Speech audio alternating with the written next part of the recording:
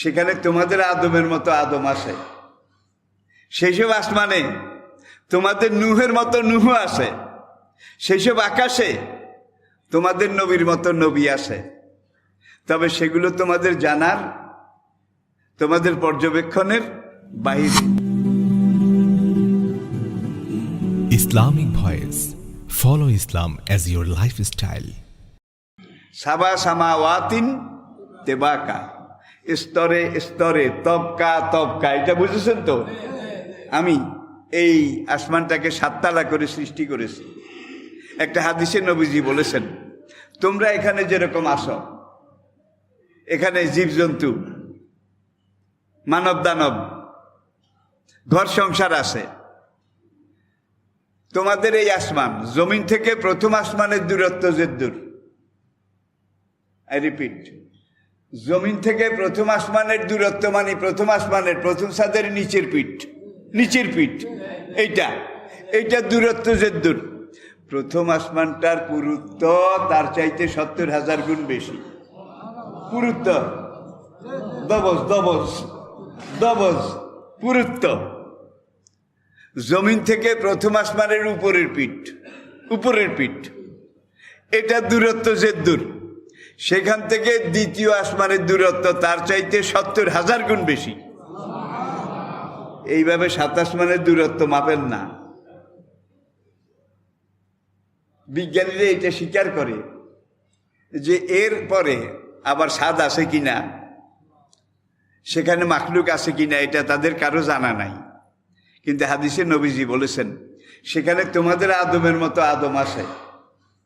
সেইসব আসমানে তোমাদের নূহের মতো নূহ আসে। সেইসব আকাশে তোমাদের নবীর মতো নবী আসে। তবে সেগুলো তোমাদের জানার, তোমাদের পর্যবেক্ষণের বাইরে, অনেক দূরে। তাহলে সেখানেও দেখা যায় কিছু আছে।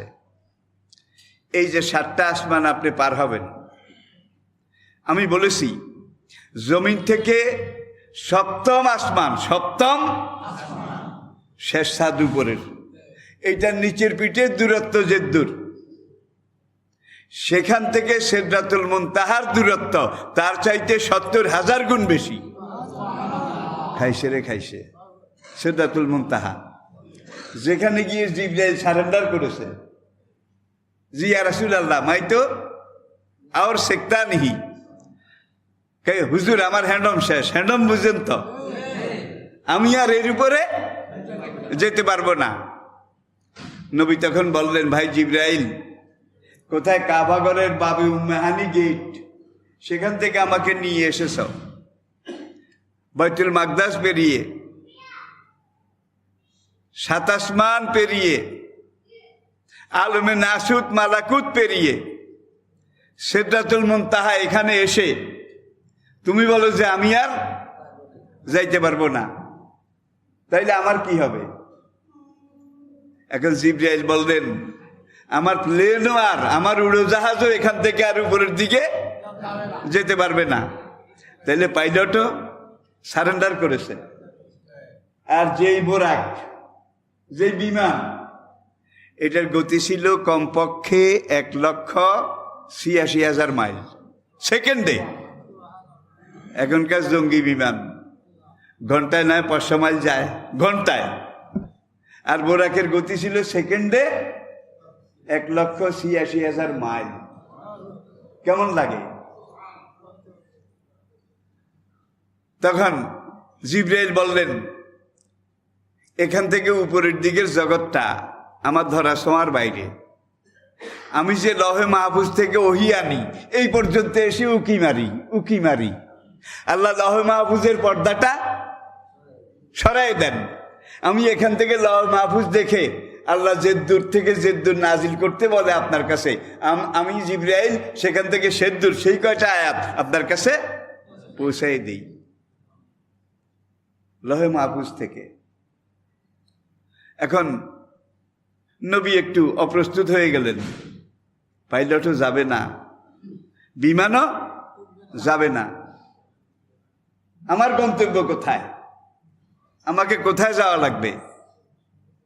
তখন জিবরাইল বললেন, যেই অনন্ত বিশ্ব চরাচরের মালিক রাব্বুল আলামিন তিনি আপনাকে দাওয়াত করেছেন। আসরা বিআবদিহি লাইলাম মিনাল মসজিদিল হারাম ইলা মসজিদিল আকসা, এই হলো সফর শুরু। তাহলে দেখা যায় মহান মালিক তার সবচেয়ে প্রিয় বন্ধুকে তার বাড়িতে দাওয়াত দিয়েছেন, ইনভাইট করেছেন। এখন সেই মহান মালিক প্লেনও পাঠিয়েছেন